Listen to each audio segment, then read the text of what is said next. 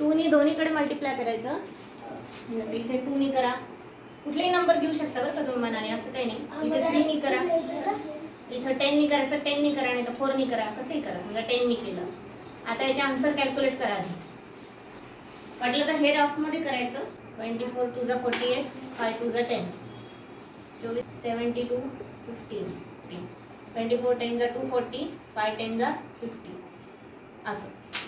आता हे आपण जे काढले त्याच्यात उत्तर 24. हा, यांना अशा पद्धतीने डिवाइड करायचं की 24/5 उत्तर आलं पाहिजे. याला म्हणजे 48/10 ला 2 ने डिवाइड केल्यावर आपल्याला हे आन्सर मिळेल. याला 3 ने डिवाइड केल्यावर हे आन्सर मिळेल आणि याला 10 ने केल्यावर हे आन्सर मिळेल. असं सेम आन्सर मिळालं पाहिजे.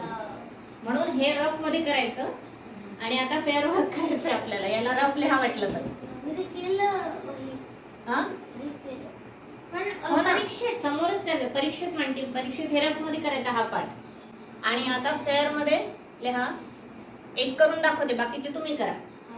आता हे आपलं जे आलेलं आहे 48/10 हे घ्यायचं.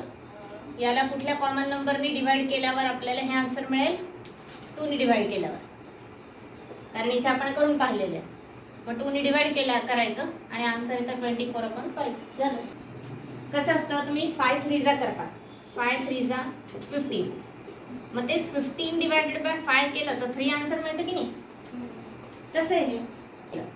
मग हे 4 ने केलं चालतं, 5 ने केलं चालतं, कुठलाही नंबर घेऊन करू शकतो. पण छोटे छोटे घ्यायचे म्हणजे आपल्याला सोपं जातं. मग याचे जे आन्सर आलेले आता फेअर वर्क मध्ये करताना ह्या आन्सरला या 2 ने डिवाइड केलं, मग आपल्याला 24/5. त्यांचं असं म्हणणं आहे की तुम्ही 3 कुठले फ्रॅक्शन पार्ट तयार करा की ज्याचा आन्सर 24/5 आला पाहिजे.